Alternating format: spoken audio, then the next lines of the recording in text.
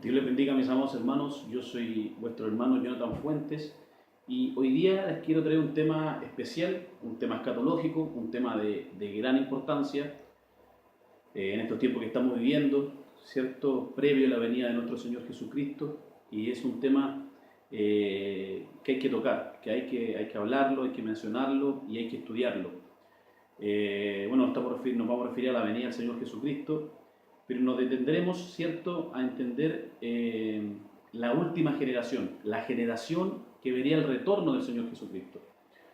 ¿Será que esa generación ya pasó? ¿Será que el rapto ya sucedió? ¿Será que nosotros somos la última generación? ¿O faltan muchos años todavía, faltan décadas para que el Señor venga nuevamente y pueda encontrarse, ¿cierto?, esa generación que volará con el Señor o que verá el retorno del Señor Jesucristo? Bueno, vamos a ver lo que dice la Escritura. Y me gustaría que fuésemos a Lucas capítulo 21 y el verso 29. Lucas 21, 29 dice así: en el nombre del Padre, del Hijo y del Espíritu Santo. También les dijo una parábola, hablando el Señor Jesús: mirad la higuera y todos los árboles, cuando ya brotan, viéndolo sabéis por vosotros mismos que el verano ya está cerca, que el verano está ya cerca.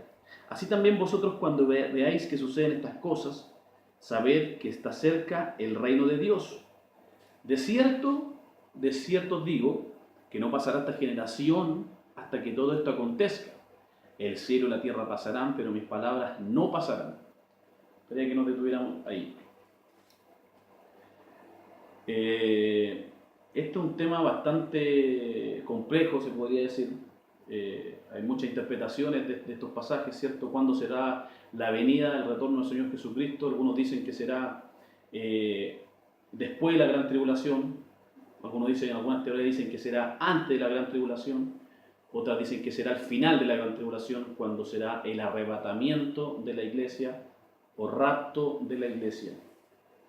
En realidad la palabra teológica para el nombre arrebatar es arpazo, que viene del griego arpazo y significa tomar algo por la fuerza, algo con fuerza, con poder.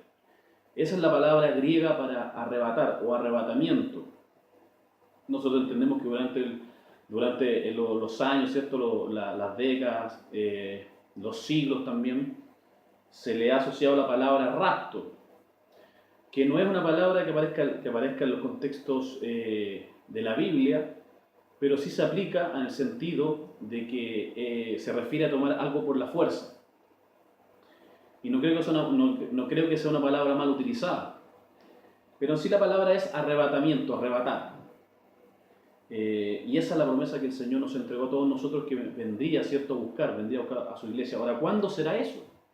¿Será que el Señor dejó alguna señal, alguna pista, algo para que nosotros entendiéramos de que Él vendría? Y para saber eso tenemos que ir a la Escritura. Y la Escritura nos evidencia, nos dice claramente cuándo sería su venida. Hay que dejar algo claro, que el Señor Jesucristo dijo que su venida no la sabe ni Él, ni los ángeles del cielo, sino solamente el Padre. Eso hay que entenderlo de entrada. La venida del Señor nadie lo sabe, solamente el Padre que está en los cielos. Ahora, otra cosa. Cuando el Señor Jesucristo dijo que Él no sabía cuándo iba a venir, es porque hay que entender que Él estaba en su condición de hombre, porque Jesucristo es todo Dios, pero a la vez es todo hombre. Él es el Hijo del hombre. Por lo tanto, cuando Él dijo que no sabía cuándo venía, es en su condición de humano, cuando estuvo en la tierra. Una vez que el Señor ascendió, ¿cierto?, a los cielos y volvió a la gloria, ¿cierto?, que le pertenecía, Él ya sabe todas las cosas, porque Él es Dios Todopoderoso. Y nosotros vemos en el último capítulo de Apocalipsis, ¿cierto?, que Él dice: he aquí que vengo pronto. Por lo tanto, Él sabe cuándo viene. Eso también hay que dejarlo un poco claro. Bueno, pero como hombre, Él no se atrevió a decir cuándo venía, porque Él se sometía, era obediente. Pero hay una señal clarísima, ¿cierto?, que nos demuestra, ¿cierto?, que el Señor estaría a las puertas, y tendría que cumplirse una profecía, tendría que cumplirse un acontecimiento para que nosotros entendiéramos que Él vendría. Y este acontecimiento está relacionado con el pueblo de Israel, con la nación de Israel. Quisiera que leyésemos un poco el pasaje. Lucas 21 y el verso 29 dice: también les dijo una parábola, mirad la higuera. La higuera, ¿quién es la higuera? Bueno, en la Biblia, ¿cierto? La higuera representa a la nación de Israel. Y eso lo podemos encontrar en varios pasajes. Me gustaría que fuésemos al libro de Oseas, capítulo 9 y verso 10. Libro de Oseas, capítulo 9 y verso 10. Dice así la palabra del Señor: como uvas en el desierto hallé Israel, como la fruta temprana de la higuera. En su principio vi a vuestros padres.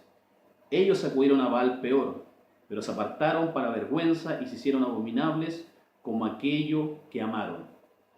El pasaje habla claramente que el Señor ilustra, ¿cierto?, a la nación de Israel con una higuera. Esto es un pasaje del Antiguo Testamento. Oseas capítulo 9 y el verso 10. Ilustra, ¿cierto?, de que Israel es comparado con la higuera.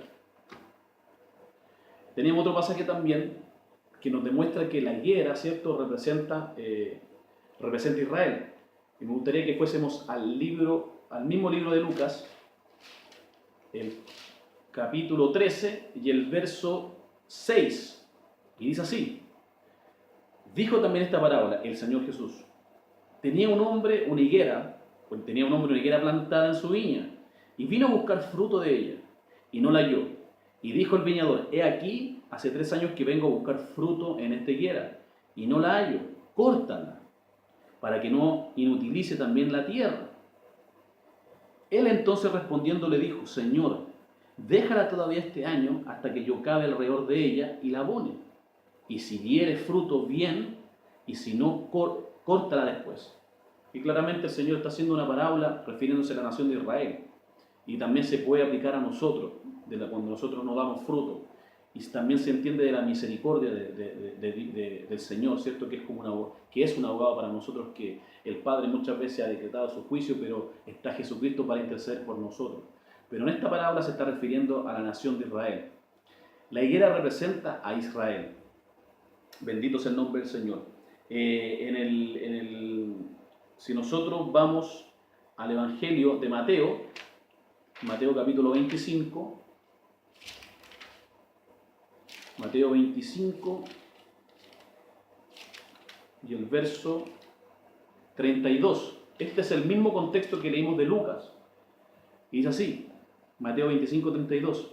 De la higuera aprended la parábola, cuando su rama ya está tierna y brotan las hojas, sabéis que el verano está cerca. Esta es el mismo contexto que estamos leyendo en Lucas 31. Es importante entender que también Israel es comparado, ¿cierto? Se le asocia también, o se le compara, ¿cierto?, con el olivo, ¿cierto? Y esto se encuentra en Romanos capítulo 12, Romanos capítulo 11 y el verso 25, dice: porque no quiero, hermanos, que ignoréis este misterio. Esa palabra es importante. Misterio es algo que no ha sido revelado. Es importantísima esa palabra. Porque no quiero, hermanos, que ignoréis este misterio, para que no seáis arrogantes en cuanto a vosotros mismos. Que ha acontecido a ¿quién? A Israel. Endurecimiento en parte hasta que haya entrado la plenitud de los gentiles. Y luego todo Israel será salvo, como está escrito. Ahí está hablando claramente, ¿cierto?, del endurecimiento de Israel. Bendito sea el nombre del Señor. Y el pasaje del olivo es otro en realidad, pero me confundí un poco y vine a este pasaje. Después estaremos viendo el pasaje que habla de que, ¿cierto?, Israel, ¿cierto?, es comparado con un olivo. Está en el capítulo 9. Bendito sea el nombre del Señor. Ahora, ¿qué quiere decir esto? Volvamos a Lucas capítulo 21. ¿Por qué yo lo llevo por estos pasajes? Para entender cierto contexto a quién se refiere la higuera. Entendemos que la higuera representa a Israel. Ahora dice: mirad la higuera y todos los árboles. Cuando ya brotan, viéndolos, sabéis por vosotros mismos que el verano ya está cerca. Los árboles, ¿a quién representan los árboles? Bueno, tenemos que entender que este texto se está refiriendo a la restauración de Israel. ¿Cuándo fue la restauración de Israel? Esto fue en el 1948. Quisiera un poco que retrocedamos el tiempo para que entendamos todo el contexto y la historia de Israel. Cuando el Señor declara, ¿cierto?, el juicio sobre la nación de Israel, ¿cierto?, por el endurecimiento, ¿cierto?, por no creer en sus palabras, Él dice que no quedará piedra sobre piedra que no sea destruida, refiriéndose a la destrucción del templo. Esa profecía el Señor la dijo más o menos en el año 30, 31, por ahí, casi al final de su ministerio, o al final de su ministerio, dijo esta profecía. Después de 40 años, ¿cierto?, se cumplió esta profecía. El general Tito, ¿cierto?, hijo del César Vespasiano, tomó sus tropas, ¿cierto?, sitió la ciudad de Jerusalén, estamos hablando del año 70 de la era cristiana, después de Cristo, sitió la ciudad de Jerusalén, ¿cierto?, y destruyó el templo. Destruyó el templo, o sea, las mujeres fueron violadas, ¿cierto? Se quemaron los utensilios, todo. Jerusalén quedó en ruinas. Eso fue el año 70, a cargo del general Tito. Y se cumplió la profecía del Señor, dijo que no quedaría piedra sobre piedra que no sea derribada. Esa historia también nosotros la encontramos, es una historia extra bíblica, que nosotros la encontramos en las fuentes fidedignas de aquellos tiempos, como son las fuentes de Flavio Josefo, un historiador judío, ¿cierto?, de corte griego, que son fuentes muy fidedignas, y de otros también, como Filón, y tantos otros eruditos, ¿cierto?, de aquellos tiempos y estudiosos historiadores. ¿Qué pasó? Después, en el año 136, después de Cristo, bueno, en ese tiempo cuando los judíos fueron echados de Jerusalén, fue como la primera diáspora que existió, que fue la primera dispersión, fueron sacados de Jerusalén. Quedó un remanente todavía, y en el año 136 el emperador Adriano, ¿cierto?, sacó los pocos judíos que quedaban, o el remanente que quedaba en Jerusalén, los sacó, ¿cierto?, de Jerusalén, de Israel, de la tierra de Judá en ese tiempo, y los mandó exiliados, los sacó de la tierra. ¿Y qué fue lo que hizo Adriano? Él cambió, Adriano era un César en el año 136 después de Cristo, él sacó a los judíos y los mandó esparcidos por todo el mundo. Y en la tierra de Judá y a Jerusalén, él cambió el nombre. Y él le colocó el nombre de Palatino, que en realidad de ahí deriva el nombre Palestina. Él fue el que sacó a los judíos, ¿cierto?, y le cambió el nombre a la ciudad de Jerusalén y le colocó el nombre Palatino, que es un dios romano. Y bueno, Israel fue esparcido por todo el mundo. Esa tierra no fue habitada, ¿cierto?, durante 2 milenios, hasta que en el 1948, después de la Segunda Guerra Mundial, las Naciones Unidas tomaron la determinación, ¿cierto?, de formar un Estado israelí, ¿cierto?, porque los judíos no tenían dónde vivir. Y las Naciones Unidas, ¿cierto?, se juntaron y tomaron la determinación de crear el nuevo Estado de Israel. Y eso empezó a suceder el año 1947. Y el 14 de mayo de 1948 se crea el Estado político, el país de Israel en 1948. ¿Qué es lo que quiero decir con esto? Cuando la Biblia dice, mirad la higuera, que es Israel, y todos los árboles, se está refiriendo a las naciones. Los árboles representan a las naciones alrededor de la higuera, que se juntaron, ¿cierto?, para decidir y votar a favor de del Estado de Israel, un Estado independiente de Israel. Mirad la higuera y todos los árboles, cuando ya brotan, es decir, cuando ya estaban pensando en un Estado político para Israel, viéndolo, observando, entendiendo nosotros, viendo lo que está sucediendo, saber por vosotros mismos que el verano ya está cerca. La nación fue creada en el 14 de mayo de 1948. Y de ahí comenzó, ¿cierto?, esa profecía que está hablando el Señor Jesús. Que cuando ese Estado de Israel volviera a florecer, volviera a ser nación, nosotros tendríamos que entender que el verano ya está cerca. ¿Qué es el verano? Dice, viéndolo sabéis por vosotros mismos que el verano ya está cerca. El verano en la literatura rabínica representa la venida del Mesías. Representa al Mesías el verano. Entonces cuando dice, viéndolo por vosotros mismos, sabéis que el verano ya está cerca. ¿Qué está diciendo? Que Jesús está cerca. Eso es lo que está diciendo. O sea, quiere decir que cuando Israel volvió a ser nación, volvió a levantar la bandera en medio de la Nación Unida, como nación, como Estado independiente, Estado político nuevamente, la venida del Mesías estaría cerca. Eso es lo que dice la literatura rabínica, que representa el verano, que representa el Mesías. Y dice, el verso 31, así también vosotros, diciendo que nosotros, o hablando de sus discípulos, pero en realidad también hablando de nosotros, así también vosotros cuando veáis que suceden estas cosas, que están sucediendo, tenemos que mirar, entender. Sabed que está cerca el reino de Dios.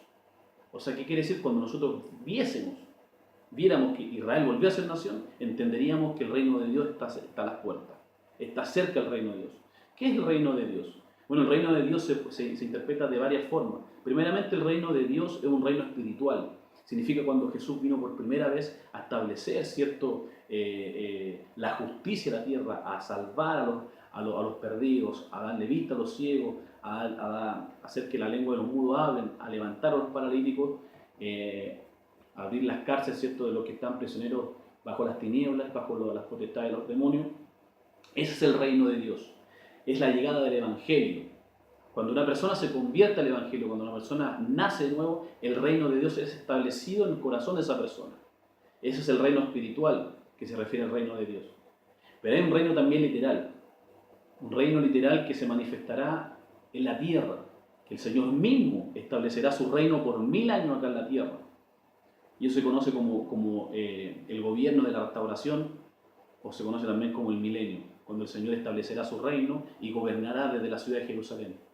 En ese tiempo, cuando el Señor reine desde Jerusalén, la tierra volverá a ser como fue en el huerto del Edén. Ya no existirá la maldad porque el diablo será encarcelado por 1000 años junto con todos los demonios y no tendrá cómo engañar a las personas porque será atado, ¿cierto?, encadenado con una gran cadena en el pozo del abismo.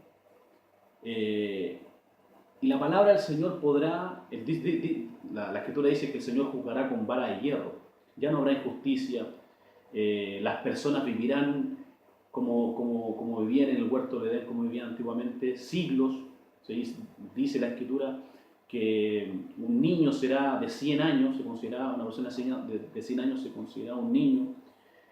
Los animales, ¿cierto?, los animales salvajes que nosotros conocemos, ya no tendrán, ¿cierto?, esa malignidad, ¿cierto?, esa intención, esa inclinación, ¿cierto?, por ejemplo, el león, a querer comer carne, a devorar. Nosotros si vemos un león ahora, ataca a una persona, se lo come. En ese tiempo no será así, el león comerá paja. El niño de pecho meterá su mano en la cueva de la serpiente. El bebé meterá la mano en la cueva de la serpiente y no le hará daño, nada. Porque dice la Biblia, porque no harán daño a mi santo monte. Porque toda la tierra será llena del conocimiento del Señor. Y ahí es cuando se cumple esa palabra de profecía. Y eso lo encontramos en Isaías capítulo 12. Cuando la tierra será llena del conocimiento del Señor. Entonces ese es el reino que el Señor vendrá a establecer. Ahora, ¿cuándo será que ese reino será establecido? Para que ese reino sea establecido, es necesario que primeramente ese reino será establecido después de la gran tribulación. O sea, que eso quiere decir que antes de que se establezca ese reino tienen que pasar 7 años de tribulación. Y antes de la tribulación es el arrebatamiento de la iglesia. Entonces nosotros entendemos cuando el Señor dice, que dice, así también vosotros cuando veis que suceden estas cosas, sabed que está cerca el reino de Dios. Mira lo que dice después. De cierto os digo que no pasará. Ahí está la palabra, permiso. Dice, de cierto os digo que no pasará esta generación hasta que todo esto acontezca. ¿Cuál generación? ¿Qué generación tiene que pasar? ¿O que no pasará? Es la generación que nació desde el 1948, 1947 hasta el día de hoy. Esa es la generación que verá el rapto de la iglesia. Esa es la generación que verá el reino de Dios establecido en la tierra. Pero ojo, hay que entender que para que se establezca el reino de Dios, tiene primeramente ser el arrebatamiento de la iglesia, después la tribulación de 7 años, y después el Señor establece su reino milenial por 1000 años. Ahora, ¿cómo yo sé Bueno, y si nosotros contamos, por supuesto, en términos matemáticos, si contamos del 1948 hasta que se cumple una generación está compuesta por 70 años, muchos dicen que son 40 años, y también se puede usar esa base teológica, pero lo más claro es que una generación son 70 años. ¿Cómo nosotros comprobamos que son 70 años? Lo vemos en el Salmo 90, verso 10, y es lo que vamos a leer ahora. Salmo 90 y verso 10. Salmo 90 y verso 10. A mí me gusta que nosotros podamos ilustrar todo esto y ver los pasajes con Biblia en mano. Es importantísimo porque se ha cambiado mucho el tema ahora de estar con el celular, ¿cierto? De estar con un computador, estar con un tablet. No digo que sea malo, yo creo que todas las herramientas que uno las sabe utilizar son buenas, pero yo creo que es más hermoso, ¿cierto? Cuando nosotros podemos estar con nuestra Biblia, porque podemos ir buscando, aunque nos demoremos un poco más, podemos ir buscando la palabra del Señor. Y nos vamos aprendiendo los textos de memoria. Porque con una tablet o con alguna herramienta, ¿cierto? Que nos facilita eso. Pero al fin y al cabo no se nos graba. Cuando tú lees, se te graba en la mente. Y los pasajes de la Biblia son muy importantes que se nos graben. Eso es como entre paréntesis. Salmo 90, verso 10 dice así: los días de nuestra edad son 70 años. Los días de nuestra edad, los días del ser humano, son 70 años. Y si en los más robustos son 80. Con todo su fortaleza en molestia y trabajo, porque pronto pasan y volamos. ¿Qué está diciendo el Salmo 90, verso 10? Dice que la edad del ser humano, ¿cierto? Consta de 70 años. Actualmente es de 70 años. Y los que viven, y hasta los más robustos, ¿cierto? Viven 80. Sabemos que hay personas que viven esa edad, pero ese es el promedio de vida de un ser humano en la actualidad. Entonces, si nosotros contamos desde el 1948, 70 años, nos encontramos que una generación se cumple en el 2018.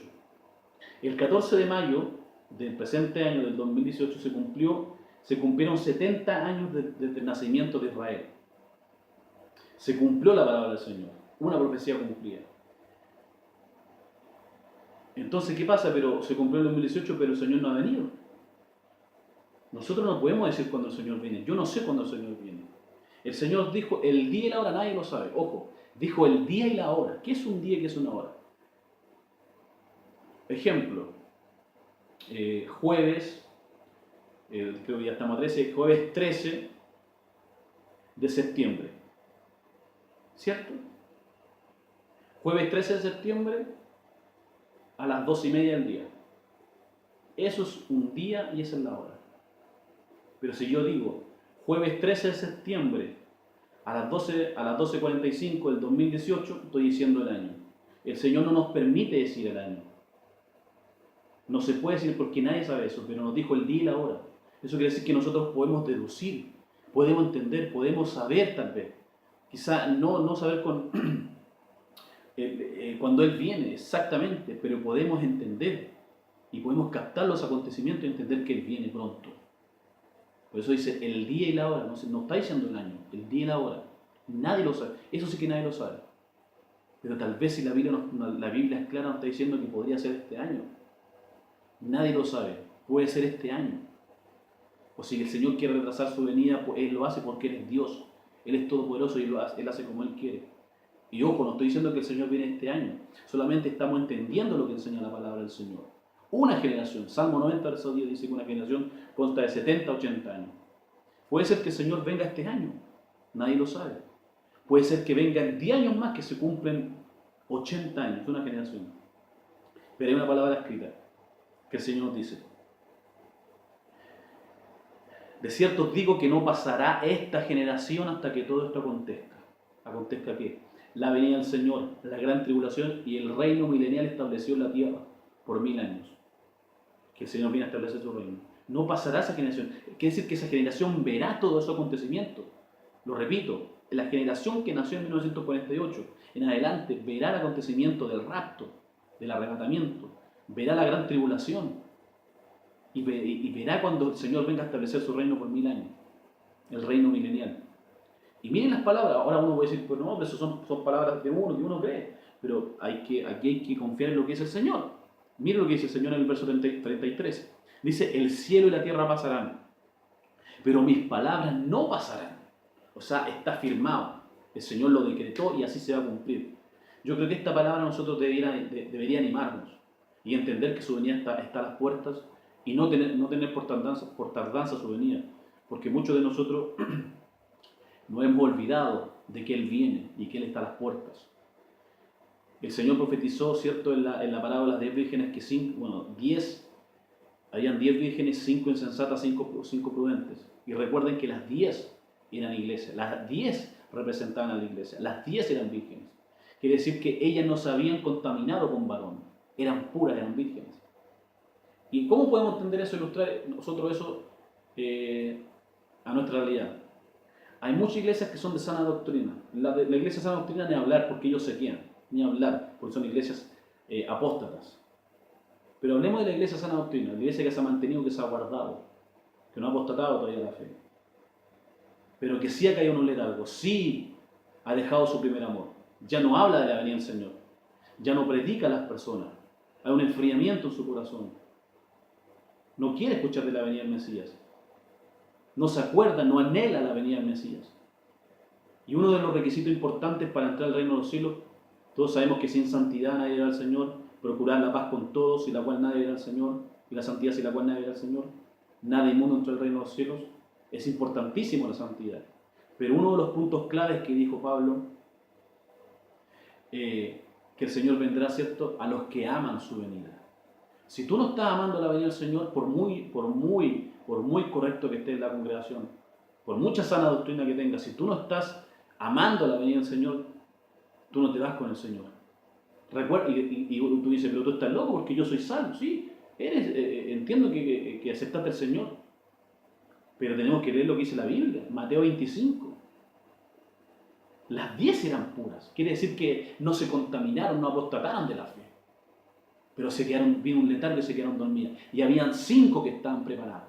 A 5 le faltó el aceite. Pero habían 5 que estaban con su reserva, así que seguían esperando al Mesías.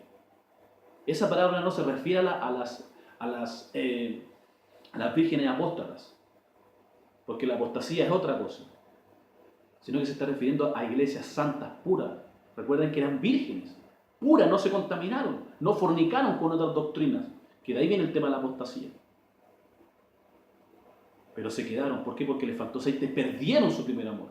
Y el Señor les habla en la carta a los Efesios en el libro de Apocalipsis. Y el Señor lo elogia al principio. Pero después le dice, ¿sabes qué? Pero has perdido tu primer amor. Por tanto, arrepiéntete, dice. Y vuélvete de donde estás caída. Si no, te quitaré como iglesia. Quitaré tu candelero de tu lugar. Te quitaré como iglesia, te cortaré como iglesia. Y sabemos después, históricamente, que después con los siglos, la iglesia de Éfeso al parecer no se arrepintió, porque después entendemos con los siglos, ¿cierto?, que las tropas mongolas, ¿cierto?, destruyeron toda la ciudad de Éfeso, destruyeron la iglesia y todo. Una ruina se convirtió lo que es Éfeso, por el no arrepentimiento. Aquí quiero llegar, hermanos queridos, que es tiempo que nos volvamos al Señor, que es tiempo de que entendamos que el Señor viene, que Él viene pronto. No podemos estar pensando que el Señor no va a venir, es necesario. Muchas iglesias duermen y carecen de esta información porque no leen la Biblia, no la leen. Si nosotros leyésemos la Biblia, nos daríamos cuenta que el Señor viene ya, las señales están todas cumplidas, no hay nada más que esperar. El Señor vendrá a la hora que no pensemos. Y lo dijo, y la nación de Israel es el reloj de la iglesia. Es el reloj de Dios y es el reloj de la iglesia. Todo lo que sucede en Israel repercuta a la iglesia. Y por eso que nosotros tenemos que estar atentos a lo que sucederá pronto. Y esta generación no pasará. ¿Será que el Señor vendrá en el 2017? Nadie lo sabe. ¿Será que el Señor vendrá en el 2028? Puede ser que sí, puede ser que no, nadie lo sabe. Pero sí hay algo escrito que dijo que estas palabras, el cielo y la tierra pasarán, pero mis palabras no pasarán, dijo el Señor. De cierto, lo afirmo.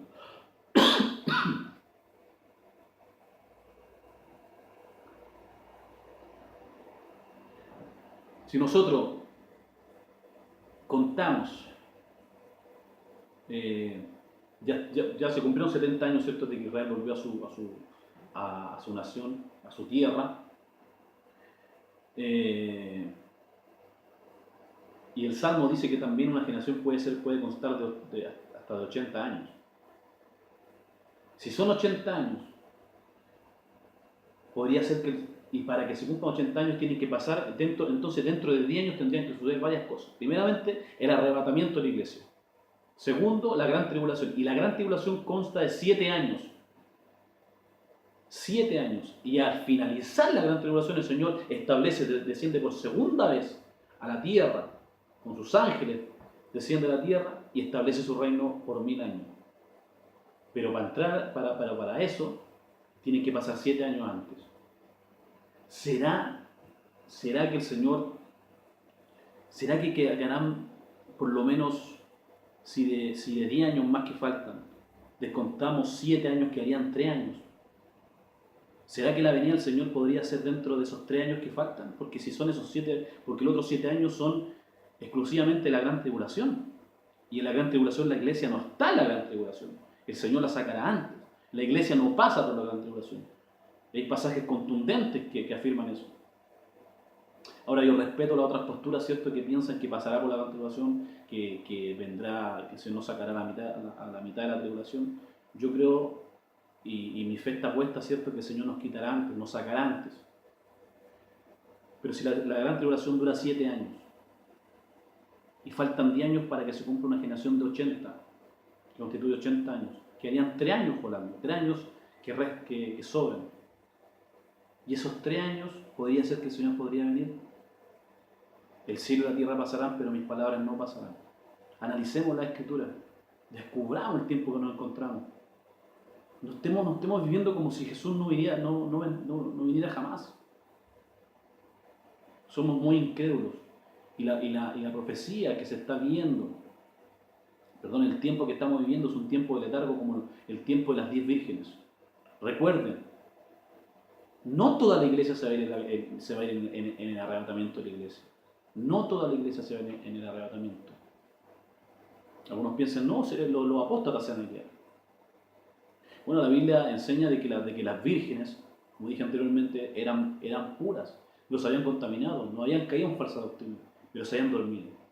El solo hecho de dormirte, el solo hecho de ya no hablar de la venida del Señor, es porque algo está pasando en tu corazón, algo está pasando en la iglesia. Es increíble que el libro que más tiene que ser predicado en estos tiempos, más tiene que ser predicado, no se predica, es el libro de Apocalipsis. Muchos lo hacen porque dicen para no meter miedo, otros dicen porque es un libro difícil de entender. Bueno, no es difícil de entender, porque si nosotros tenemos el Espíritu Santo, Él nos da la interpretación de la palabra, y es nuestra propia negligencia que hace que nosotros no entendamos la palabra porque no la leemos. Bienaventurados los que leen y los que oyen las palabras de esta profecía, dijo el Señor. Y el Apocalipsis es una revelación directamente del Señor Jesús. La revelación de Jesucristo. Y es el libro que más debería ser citado. Y es el libro que menos se lee en las congregaciones. Es una tragedia, es triste que no se hable. Hay muchas iglesias, ¿cierto?, que se enfocan en muchas cosas, pero jamás se enfocan en la venida del Señor. ¿Y por qué? Es por algo. Si tú no hablas de alguien, es porque no lo anhelas. Cuando uno habla de alguien es porque está enamorado de esa persona, porque quiere escuchar a esa persona. Es así. Y lo mismo pasa con el ámbito espiritual. Cuando tú anhelas la venida del Señor, tú hablarás siempre de su venida, porque quieres que venga. La Biblia dice, el Espíritu y la novia dicen, ven, ven Señor Jesús. Pero parece que la iglesia en estos tiempos dice, no vengas Señor Jesús, no vengas, porque estamos secularizados. Es trágico. Volvamos a las raíces de la palabra, volvamos a los movimientos de la palabra del Señor. Y volvamos a esa iglesia santa y pura, a esa iglesia que está llena del Espíritu Santo. Es necesario buscar la llenura del Espíritu Santo porque nos dará poder, nos dará unción para buscar de su gracia. Se cumplirá una generación. Yo estoy completamente seguro y en mi corazón estoy completamente seguro de que somos la última generación. Yo les invito a analizar la Escritura, a analizar estos pasajes que hemos leído, para que entendamos que su venida, está ya viene. Ya viene su venida. Cristo viene. Y Él nos sacará. Apocalipsis 3:10. Por cuanto has guardado la palabra en mi paciencia, yo te libraré. Te libraré de la prueba que va a venir sobre todos los habitantes de la tierra. Por cuanto has guardado la palabra en paciencia. No nos desviemos. No dejemos que el diablo nos engañe y nos enfríe. El mensaje que tiene que ser predicado en estos tiempos es la venida del Señor. La venida del Señor, Cristo viene, el arrebatamiento está a las puertas. Ese tiene que ser el mensaje de la iglesia. Si bien hay que predicar toda la palabra del Señor, pero hay iglesias que no predican nunca de la venida del Señor. Jamás. ¿Por qué? ¿Por qué no quieren hacerlo? Porque estos temas, ¿sabes por qué no quieren hacerlo? Porque estos temas implican estudio. Y los pastores no quieren estudiar. Los hermanos no quieren estudiar la palabra del Señor. Eso es trágico. Es trágico. Escudriñad las Escrituras, porque a vosotros parece que en ellas tenéis la vida eterna. Y ellas son las que dan testimonio de mí. La Biblia dice que el Señor viene. En cualquier momento, en un abrir y cerrar de ojos, el Señor vendrá por su iglesia. Vamos a buscar al Señor. Vamos a buscarlo porque Él ya viene. Recuerden, no sabemos cuándo Él vendrá, pero sí sabemos algo, que desde que Israel volvió a ser nación, nosotros vimos ese reverdecer. Vimos cuando Israel volvió a ser nación. Y de ahí la palabra se cumple que somos la última generación que verá el retorno del Señor Jesucristo. Puede ser el 2018, nadie lo sabe, solamente el Señor. Puede ser entre años más, nadie lo sabe. Puede ser el 2028, nadie lo sabe. Pero sí tenemos, el Señor nos dejó la clave, la palabra, para entender y sacar nuestras conclusiones. No afirmándolos como han hecho los falsos profetas, Elena de White, Carlos Russell de los Testigos de Jehová y de los Adventistas del Séptimo Día. No, porque el que dice está condenado a equivocarse. No se puede decir cuando Dios viene, porque se va a condenar a equivocarse. Pero sí el Señor nos dejó pistas, nos dejó clave en la Escritura para entender cuándo sería su retorno. ¿Cuándo será su retorno? Desde 1948 debería pasar una generación. Una generación está compuesta de 70 a 80 años. Salmo 90, verso 10. Y esa será la generación que verá el rapto de la iglesia, el arrebatamiento, el arpazo de Dios. Vamos, busquemos al Señor, porque el Señor viene pronto. Y a todos los que aman su venida, el Espíritu y la novia dicen, ven, ven Señor Jesús. Dios les bendiga, yo soy su hermano Jonathan Fuentes, y este ha sido el mensaje de hoy, hablando, ¿cierto?, de la última generación que verá el retorno del Señor Jesucristo. Dios me lo bendiga grandemente. Shalom Alejem. Cristo viene. Paz.